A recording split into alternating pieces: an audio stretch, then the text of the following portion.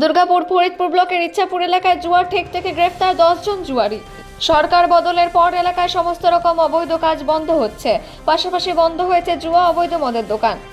প্রশাসনের নজরকে ফাঁকি দিয়ে জুয়ারিরা তাদের কাজ যে গোপনে চালিয়ে যাচ্ছিল সেটা পরিষ্কার, তবে পুলিশের নজর বেশি দিন এড়ানো যায়নি।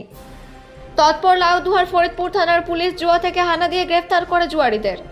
পুলিশ সূত্রে জানা যায়, ইচ্ছাপুর পঞ্চায়েতের অন্তর্গত ইচ্ছাপুর মাজারের পাশে একটা পরিত্যক্ত বাড়িতে জুয়ার ঠেক বসত। গোপন সূত্রে খবর পেয়ে পুলিশ রবিবার রাত্রে জুয়ার ঠেকে হানা দিয়ে সেখান থেকে 10 জন জুয়ারিকে আটক করে নিয়ে আসে। পরে তাদের গ্রেফতার করা হয়। জুয়ার থেকে উদ্ধার হয় 6টি মোবাইল, 25,670 টাকা ও কিছু তাস। সোমবার ধৃত জুয়ারিতে দুর্গাপুর আদালতে তোলা হবে। লাউদুয়া থেকে জিতনেসা রিপোর্ট নিউজে।